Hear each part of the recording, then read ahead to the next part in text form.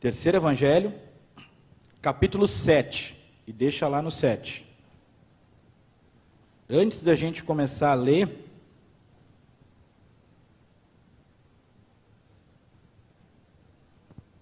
eu preciso falar algumas coisas rápidas com você. Situar uma situação que está ocorrendo nesse momento.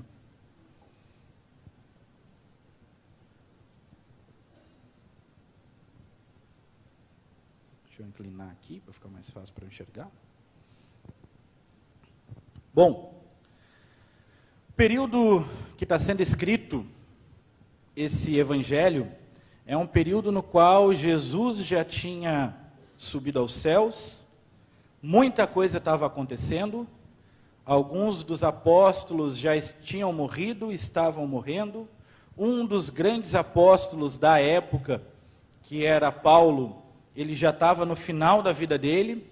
Nesse período, provavelmente, ele já estava preso em Roma, na sua última prisão, esperando o dia que ele se encontraria com quem ele mais amava. Então, Lucas, ele tem alguns propósitos enquanto ele está escrevendo esse evangelho de Lucas. Ele está fazendo um levantamento de alguns fatos que ocorreram, porque ele quer deixar um escrito para a igreja. E aí nós vamos entender o seguinte, ele diz assim, esse evangelista provavelmente vivia então dias tenebrosos, enquanto escrevia seu evangelho, devido à perseguição aos cristãos, foi motivado pelo incêndio de Nero em Roma, que foi em 64. Os cristãos naquele momento eram culpados pelo incêndio que houve em Roma, eles estavam sendo presos, e torturados de todas as maneiras. Algumas das que estavam acontecendo é que amarravam pernas em um cavalo, os braços no outro, davam um tapa no cavalo, e eles corriam para os dois lados e a pessoa era rasgada no meio. Ou eles eram presos pelas pernas e passeavam por praça pública, aquela pessoa sendo esfolada até ser morta. Outros serviam como luminárias, prendiam em tochas e deixavam queimando os vivos, iluminando as ruas de Roma. Muitos outros também eram jogados dentro do Coliseu e eram devorados. E eram devorados por leões. Então é um clima bem amistoso para se estar vivendo, não é? Clima bem tranquilo para tu chegar e dizer assim, Jesus aqui, meu brother, tá? Sou cristão. Inclusive, sou um evangelista, tá? Eu sou um cara que estou fazendo um levantamento aqui, e todas as mensagens aí eu estou escrevendo para a galera não se perder, para a galera saber no futuro. É sobre isso que ele está vivendo. Lucas, em nenhum momento demonstra estar amedrontado no sentido de o que vai acontecer conosco. Ele foi bem instruído. Ele sabe no que ele crê, mas ele tem um propósito com esse evangelho. Propósito, retratar o cristianismo como divino, respeitável, cumpridor da lei. E essa lei não era a lei romana, era a lei mosaica, porque ela foi cumprida na vida de Cristo. Mostrar que nesse evangelho existia uma compaixão de Jesus que se estendia ao necessitado, a mulheres, aos seus seguidores, a samaritanos que eram tão desprezados, sendo elogiados. Aos gentios era-lhes prometido a oportunidade de aceitar o evangelho e uma vida com Cristo. Então nós vemos neste evangelho alguns encontros, e é sobre um encontro que eu quero falar essa noite. Era importante que nós pudéssemos entender essa situação que está acontecendo, porque isso vai fazer sentido um pouco mais na frente na pregação. Quem já me ouviu sabe que eu gosto de dar uma introdução assim, e lá na frente eu vou ligar de novo. E eu sei que a gurizada da mídia é boa e já está ali, Isso aí, o encontro no caminho. Esse é o nome da mensagem. Bom, existiu um encontro tenebroso, desesperançado, cheio de dor, sofrimento, que estava prestes a mudar ao se encontrar com o autor da vida. Então, vamos ler Lucas, capítulo 7, os versículos de 11 a 15. Deixa eu trocar a versão, porque essa versão aqui...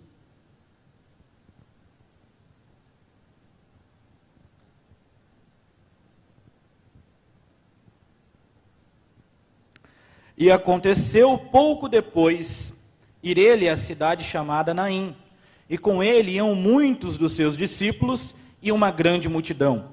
E quando chegou perto da porta da cidade, eis que levavam um defunto, filho único de sua mãe, que era viúva.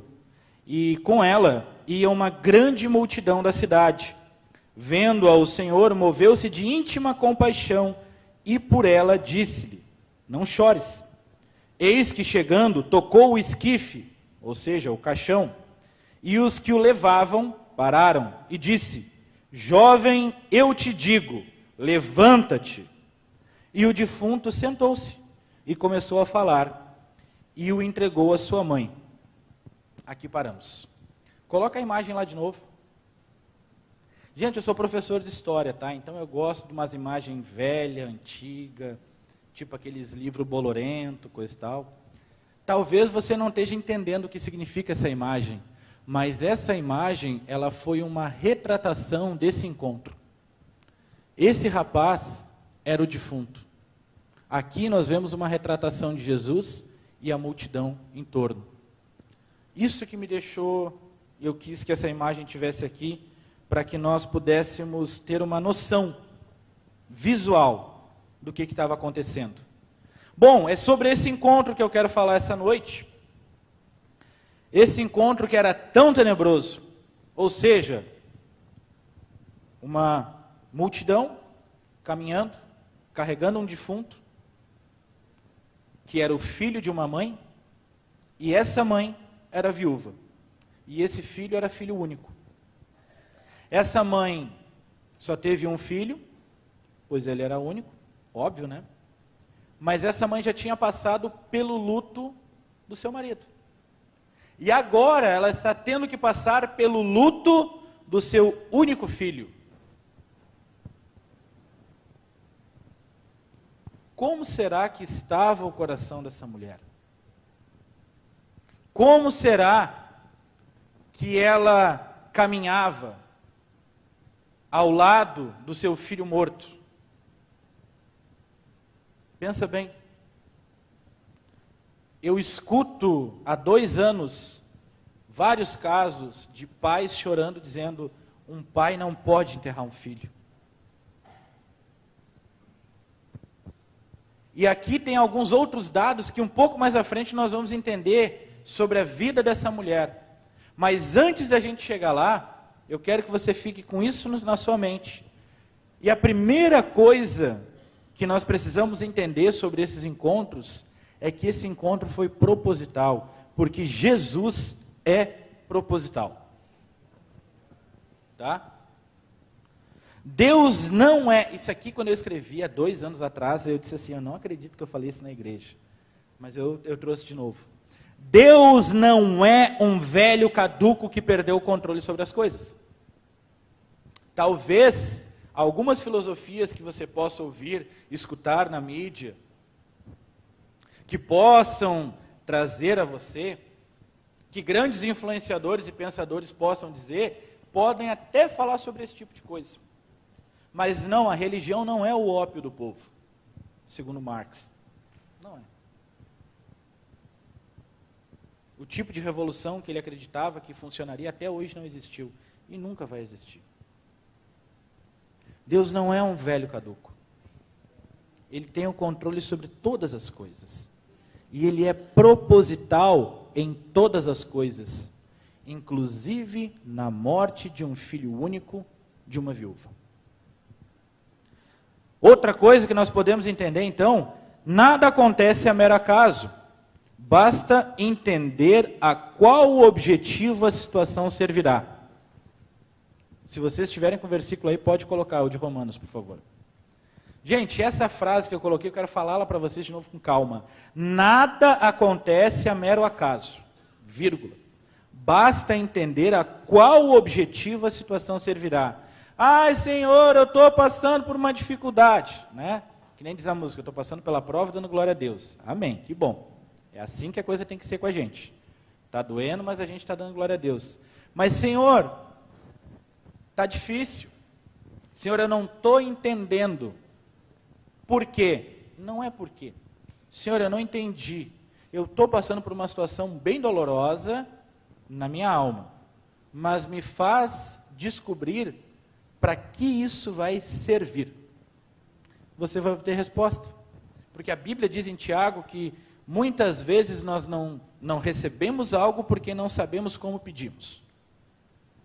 Não é o porquê daquilo. O porquê compreende a Deus. Ele sabe o porquê de alguma situação. Agora, para que ela serve na minha vida? Porque hoje eu vejo reflexo de mais de 10 anos de relacionamento com a minha esposa e de privações que nós tivemos, de posicionamentos com Deus. Hoje eu vejo reflexo de muita coisa. Há 8 anos atrás eu não via. Há 1 ano atrás eu não via. Hoje eu vejo reflexo de muitas coisas. Então, qual é o objetivo? O que tu quer com essa situação? Em Romanos 8, 28 diz o seguinte: sabemos que Deus age em todas as coisas para o bem daqueles que o amam, dos que foram chamados de acordo com o seu propósito. Se tu está fora daqui, ok não entender. Mas se eu estou dentro desse versículo, Senhor, por quê? Eu sei que isso vai redundar em um peso de glória. Eu sei que tu vai me ensinar para que eu possa tratar, para que eu possa ser uma ferramenta de bênção. Então me diz o que isso vai servir. Terceira coisa, eu quero trazer um rápido panorama para que você entenda que Jesus tinha pleno e total controle sobre o que estava acontecendo. Porque às vezes a gente está lendo, tá? Deixa eu falar aí para vocês, tá? Eu gosto de leitura cronológica da Bíblia, tá? Alguém já ouviu falar de leitura cronológica da Bíblia? Levanta a mão. Legal, gente, eu sou professor, então eu faço isso, tá? Eu já disse umas 5 vezes que eu sou professor, mas enfim, tá? Então eu faço as interações. Sorte de vocês é que não deixaram um quadro branco aqui com caneta para mim, para riscar, que senão, eu já estava aqui, ó, louco para pegar um laser e começar a apontar as coisas. Quando a gente faz uma leitura só de um livro, tá? Jesus passou 3 anos ministerialmente. Quando nós estamos falando do Evangelho, tem 3 anos acontecendo dentro do Evangelho. Então, dentro desse livro de Lucas, tem 3 anos acontecendo. Dentro desse livro. Então, às vezes, de um versículo para o outro, passou um dia. Mas, às vezes, de um versículo para o outro, tem quase 1 ano. Então, por isso que eu gosto da leitura cronológica da Bíblia. Ela não é exatidão perfeita, porque a Bíblia não tem todas as datas. Mas se tem uma ideia de onde os livros vão chegando. Por quê? Porque, olha só, se nós lemos de uma forma corrida, Jesus estava passando, entrou em Naim, viu uma viúva, foi lá, orou por ela, orou pelo filho dela, o filho dela ressuscitou. Legal. Não foi isso. Não foi isso, porque estudando nós vamos saber que Jesus fez muito para estar ali. Então assim, ó, nos versos 1 e 11, tá? No verso 1 diz o seguinte, deixa eu puxar aqui, ó. Depois de concluir todos esses discursos, isso estava falando lá no 6, os discursos, tá? Perante o povo, entrou em Cafarnaum. Ele teve um encontro em Cafarnaum. E aí, depois em Naim, ele tem outro encontro, que é no 11. Vamos ali no 11, ó. O 11 vai dizer o quê? 9, 10, 11. E aconteceu, pouco depois, ir ele à cidade chamada Naim. E com ele iam seus discípulos e uma grande multidão. Então ele estava numa cidade e ele foi para outra. Show, beleza, ele estava caminhando, ele foi caminhando numa cidade, caminhando para outra, encontrou essas pessoas e as coisas foram acontecendo, a vida que segue. Deixa a vida me levar. Não. Jesus, dispondo-se a caminhar para 2 cidades diferentes, nós vemos no 1 e no 11, Cafarnaum, Naim. Tinha um propósito a cumprir em cada uma das cidades. Primeira cidade, Jesus sabia o que iria fazer. No capítulo 6, ele sobe ao monte próximo ao mar da Galileia, porque Cafarnaum é encostado no mar da Galileia. E muito próximo a Cafarnaum tem um monte. Gente, esse monte não é um troço gigantesco. Ele tem 150 metros de altura, no total do pico, tá? Mas é um monte. Então ele sobe nesse monte com um propósito, orar. Quando ele desce desse monte, no capítulo 6, está relatando tudo isso, ele pega os seus discípulos, separa 12 e ele separa os 12 apóstolos.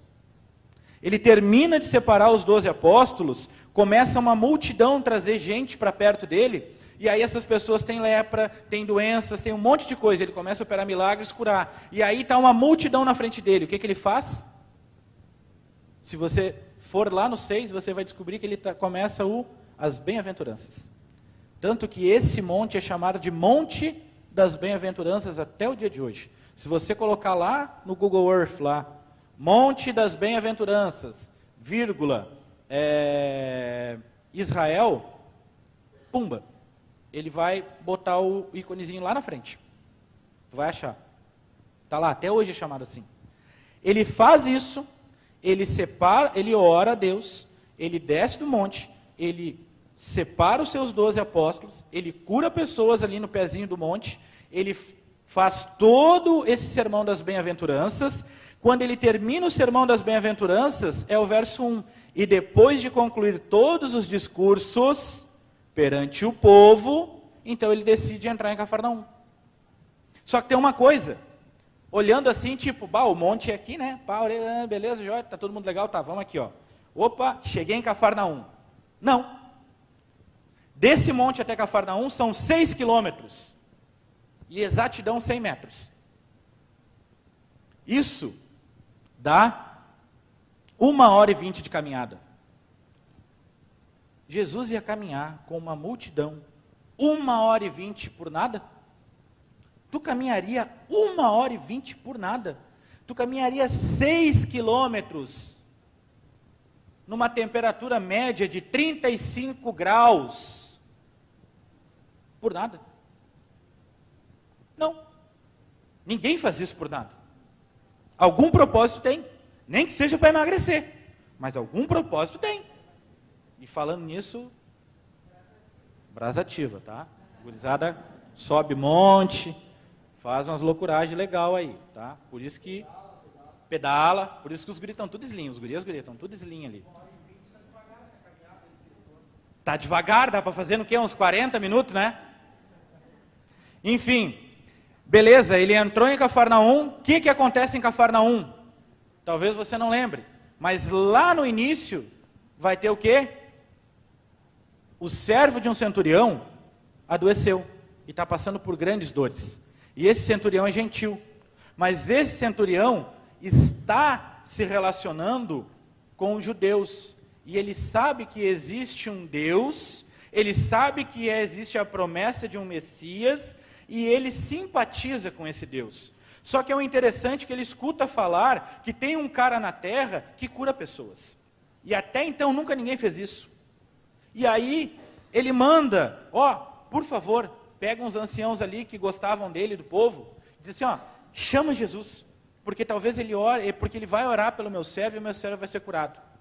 E aí é interessante, porque esses idosos, eles vão chegar, esses anciãos, eles vão chegar a Jesus e eles dizem assim, ele é digno de te receber. E aí quando Jesus se desloca, ele manda alguém, servos dele, esse centurião manda servos e diz assim, Senhor, eu não sou digno de que tu entre na minha casa, mas eu sou homem debaixo de autoridade, eu sei o que é autoridade. Então eu sei, basicamente ele está dizendo o seguinte, existe alguém que tem mais autoridade que eu, que quando fala acontece. E eu sei que tu é um desses caras, que quando tu fala, acontece. Então, dá uma ordem e o meu servo vai ser curado. E até então, nunca ninguém na Bíblia tinha tido fé dessa forma. Não é que ele surpreendeu Jesus, é que ele ficou, entre os judeus. Eu não encontrei ninguém que teve esse entendimento. Ele entendeu que ele não era digno e ele entendeu a minha autoridade. Nunca encontrei fé assim. É isso que Jesus está querendo falar quando ele diz ali. Então o que acontece? Na entrada de Jesus a Cafarnaum, esse servo é curado. E aí Jesus faz o quê? E depois, 11, e aconteceu pouco depois de ele ir à cidade chamada Naum. Esse pouco depois, ele é traduzido assim pouco depois, mas se a gente for lá no original, ele tem o seguinte significado: no dia seguinte.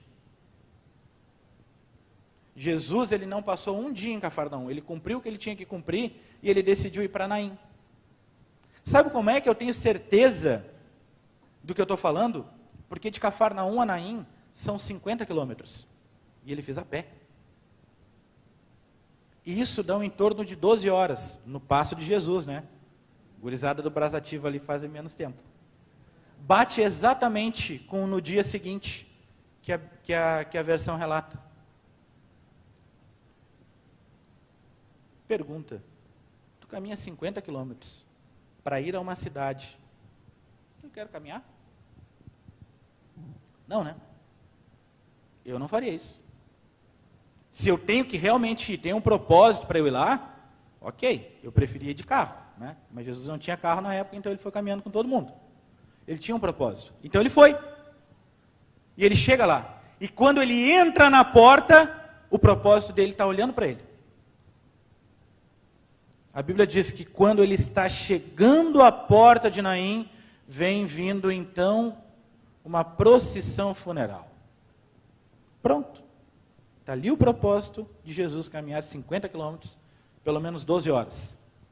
Então, tudo isso é para que você entenda, Jesus é proposital.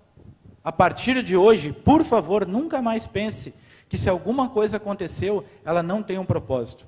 Por pior que seja, ela vai resultar em alguma transformação e maturidade na minha e na tua vida, que no futuro vai ser uma ferramenta para Deus.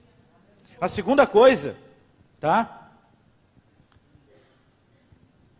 Antes eu quero falar essa frase que eu escrevi, que Jesus falou no meu coração. Jesus sabia quem ele precisava encontrar: o servo e um filho único que tinha morrido. Jesus estava presente naqueles lugares e encontrou o que ele queria. Hoje, agora faz sentido a frase. Obrigado, Jesus. Enquanto nós orávamos, Deus me deu uma visão de Jesus caminhando por essa igreja e tocando pessoas. É porque hoje ele veio nesse lugar, porque ele tem que se encontrar com você. Assim como ele se encontrou com essas pessoas, você precisa se encontrar com ele. E ele veio se encontrar com você. Segunda coisa, Jesus sente a sua dor. Ah, ele é Deus. Sim, mas ele sente a sua dor. Isso está no verso 13. Diz o seguinte: e vendo-a, o Senhor moveu-se de íntima compaixão por ela e disse-lhes: não chores. Ele já sabia o que ia acontecer. Ela não sabia. Aquela mãe estava desesperada, porque ela tinha perdido o filho. Tem mais uma coisa que a gente precisa saber, que é importante, que daqui a pouquinho a gente vai saber sobre essa situação. Mas ele sente a minha e a tua dor.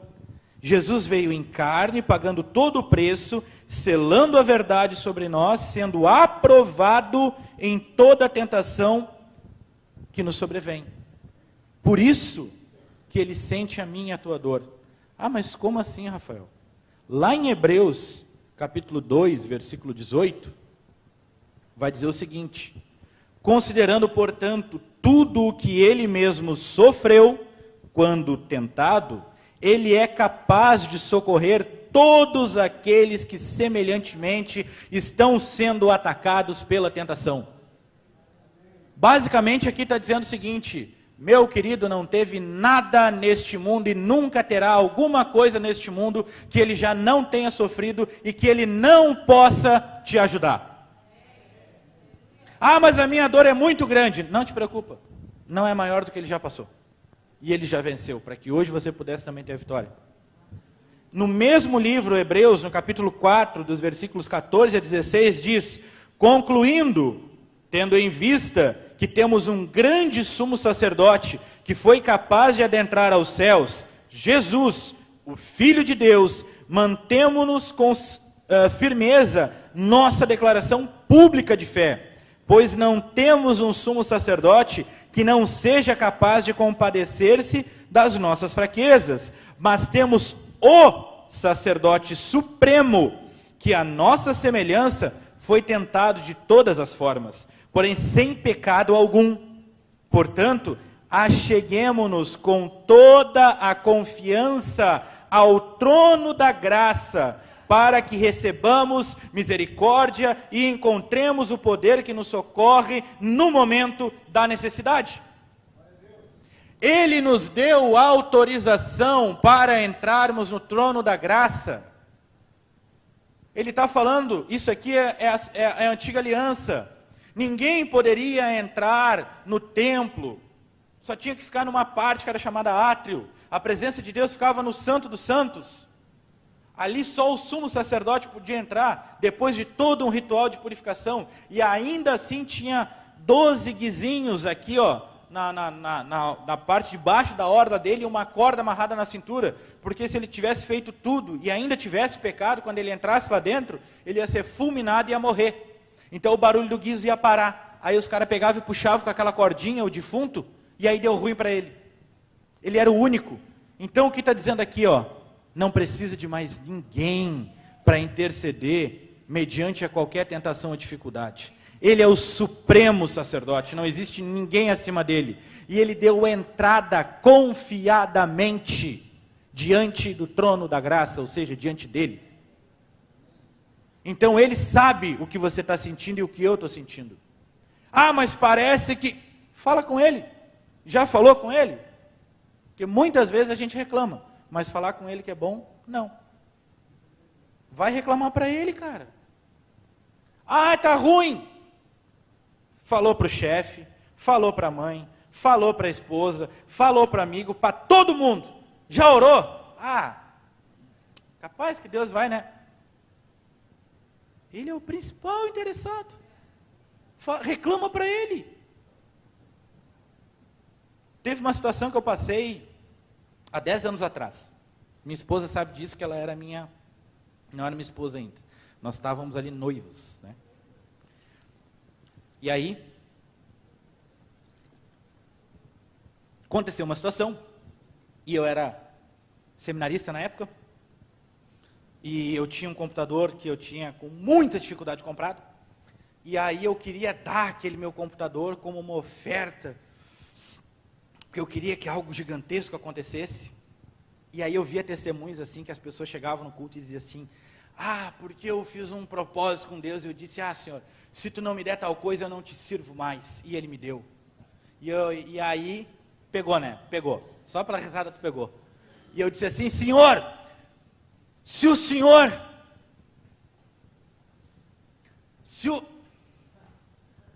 Eu fiquei indignado comigo. E eu disse: pô, Senhor, que droga, Senhor. Eu queria te dizer, brabo, que se o Senhor não me desse isso, eu nunca mais ia te servir. Mas é mentira, porque não vai adiantar, o Senhor não vai me dar e eu vou continuar te servindo. E eu fiquei desiludido aquela noite. Eu fui dormir brabo com Deus, porque eu ia continuar servindo Ele. Graças a Deus eu fui bem instruído no início da minha fé. Ele não tem obrigação de me dar alguma coisa. Só o fato de eu ter a vida eterna com Ele, já valeu. Aqui na terra Ele não tem obrigação nenhuma. Nenhuma. Mas mesmo assim, sendo um Pai amoroso, Ele nos permite bênção sem fim. Mas enfim, Ele entende a minha e a tua dor. Ele sabe o que se passa. Então, se está ruim, é com Ele que eu tenho que reclamar.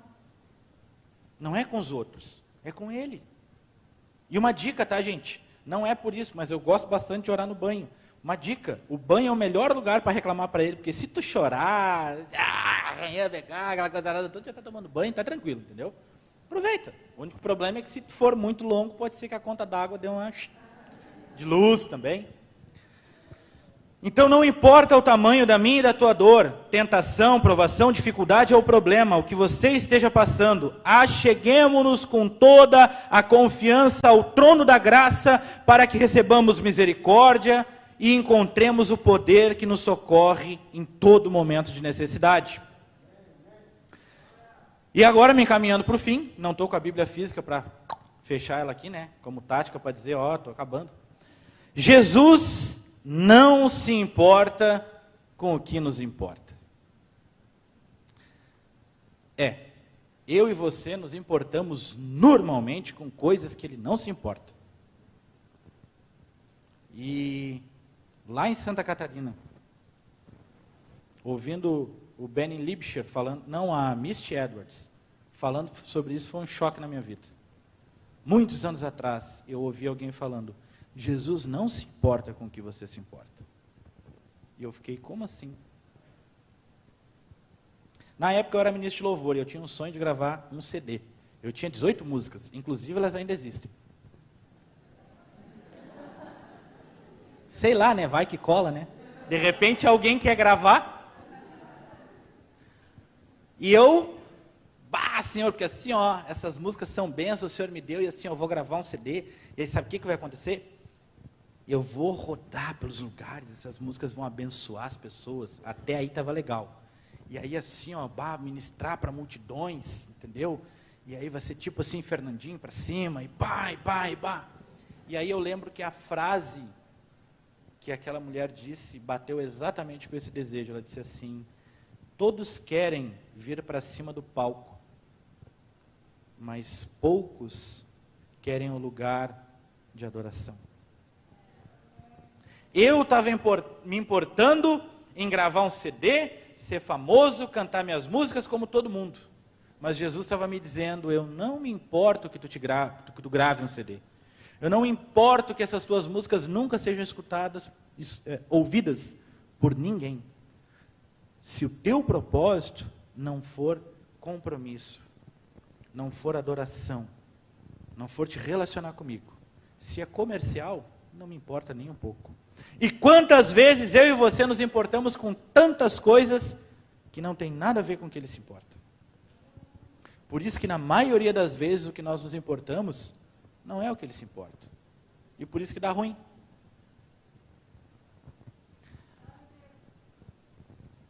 Jesus ignora uma tradição judaica que faria com que ele se tornasse o pior homem do mundo. E agora eu quero trazer a realidade dessa mulher para você, para que a gente possa entender o porquê de toda essa penúria. O funeral ia para fora da cidade. Jesus estava entrando na cidade. O funeral vinha para fora da cidade. E isso, segundo a tradição judaica, nos dá a entender uma coisa. O cadáver seria tratado como impuro. Aquela mãe, viúva, perdendo seu filho único, não poderia enterrar o seu filho dentro da cidade, porque aquele filho era impuro. Então, nem na hora da morte, o filho dela era considerado puro. Teria que ser enterrado fora da cidade. Se o filho foi considerado impuro, significa que ele não passou pelo ritual. Que ritual era esse? Ele deveria, por 7 homens especificamente preparados para isso, ter o corpo dele todo lavado, limpo, com água limpa, ou seja, eles iam buscar essa água num lugar fora, trazer essa água, limpar esse defunto, porque isso significava a purificação desse corpo. Depois ele seria vestido com roupas novas, brancas, inclusive luvas, para que isso significasse a neutralidade daquele corpo, para que dessa forma eles não estivessem impuros. Ele seria colocado dentro do esquife, um esquife aberto, ou seja, um caixão aberto, e 2 pedras, uma em cada olho, para que ele não enxergasse sua transição, e uma em cima da boca, para que ele não blasfemasse ou reclamasse no caminho de transição ao seio de Abraão, ao céu deles. Porque se ele fizesse isso, ele poderia ir para o inferno. Então, assim, o corpo dele estaria purificado. E ele estaria sendo enterrado dentro da cidade. Se isso não aconteceu, se ele está sendo enterrado fora, é porque esse filho é impuro. É como que se dissesse para a mãe, teu filho não é digno, então ele não vai ficar entre nós. Ele vai ficar lá na rua. Outra coisa, cortejo. Quando o cortejo está se direcionando, em respeito ao cortejo fúnebre, qualquer pessoa que estivesse no corredor desse cortejo está passando por aqui, então eu paro, e em respeito ao cortejo eu espero que o cortejo passe. Eu não me direciono, eu não atravesso o caminho, eu não faço nada. Isso era um respeito ao cortejo fúnebre. Qualquer homem, a não ser os selecionados, conforme eu expliquei, era proibido de tocar no caixão ou tocar no defunto, porque senão ele seria amaldiçoado, impuro. Não poderia. Bom, Jesus então resolve devolver a dignidade para aquela mulher, quando ele se encontra com ela. Jesus, naquele momento, não estava indo se encontrar com um defunto que precisava ser ressuscitado. Ele estava indo se encontrar com uma mulher que estava perdendo a sua dignidade e a sua vida. Porque essa mulher não tinha mais o seu marido, o único que poderia lhe dar sustento era o filho. O filho morreu, ela não teria mais ninguém que lhe desse sustento, porque ela não poderia trabalhar. Então, ou ela ficaria agora jogada nas ruas pedindo esmola, ou ela ia se tornar uma prostituta cultural. E das duas formas, ela seria tratada como menos do que um ser humano, mas ainda seria melhor que um samaritano. Era para ela que Jesus estava indo. Era a situação dela que Jesus queria transformar. E sabe o que é interessante em tudo isso? Como Jesus não se importa com o que nos importa, porque deveria ser cumprido todo esse rito, porque é o respeito ao funeral que está acontecendo. Sabe o que Jesus faz? Jesus caminha até o funeral, para na frente daquela mulher, que nem está naquela imagem ali, e ele toca nesse caixão.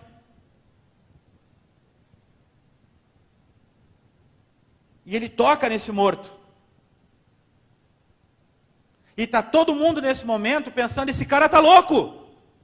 Olha o que esse cara está fazendo. E sabe o que ele faz? Não chora, mulher. Eu vou devolver teu filho. Mas eu vou devolver a tua dignidade. Rapaz, levanta. E ele levanta. E aí, meu Deus, o que está acontecendo aqui? Por que não apedrejaram Jesus? Porque ele deveria ser morto apedrejado, pelo que ele fez.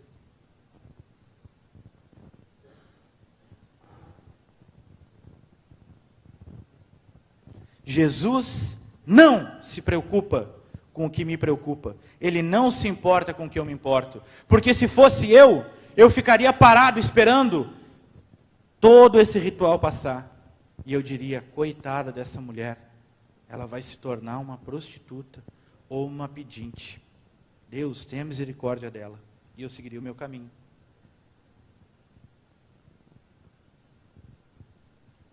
Porque eu me importo com coisas que Jesus não se importa. Jesus, ele quer transformar a minha e a tua realidade. E agora eu estou na última parte, no último ponto.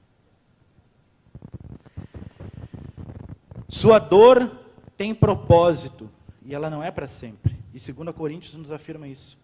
Porque a nossa leve e momentânea tribulação produz para nós um peso eterno de glória muito excelente.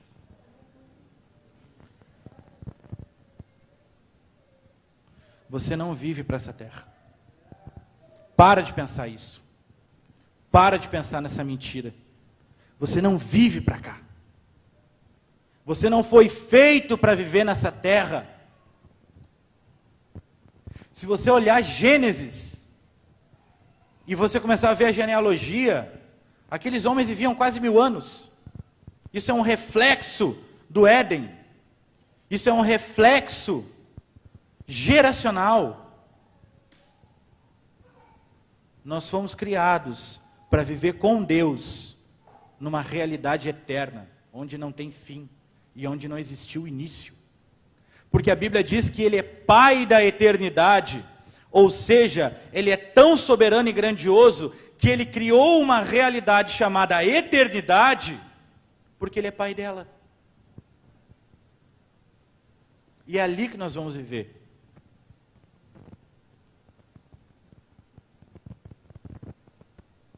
O único que converte a dor em alegria, quer se encontrar com você essa noite. E aqui eu quero terminar. Sei que a mensagem foi No início um pouco mais leve, mas ela precisava ser, porque agora no final é uma coisa meio punk.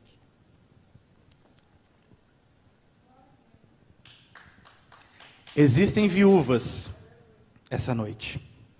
Existem viúvos essa noite aqui. Eu não sei quem está aqui. Eu não sei se é aí na live. Sinceramente, eu não sei. Eu só sei que Jesus me disse uma coisa. Ele quer parar o teu cortejo. Ele quer tocar no teu caixão. E Ele quer ressuscitar aquilo que está morto em você.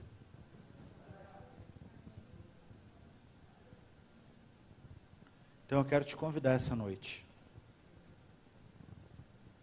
Se você é essa viúva, se você é esse viúvo, se essa dignidade, se não tem mais esperança, não tem mais fim, eu não sei mais o que vai ser. Se algo que era extremamente importante na sua vida morreu, o autor da vida quer se encontrar com você essa noite. E Ele não quer ressuscitar o que está morto, porque aquilo precisa estar vivo. Ele quer ressuscitar o que está morto, porque Ele quer trazer a tua dignidade de volta. Ele quer trazer a tua filiação de volta. Ele quer trazer a tua identidade de volta. Se você é esse viúvo ou essa viúva, por favor, nós queremos orar por você essa noite.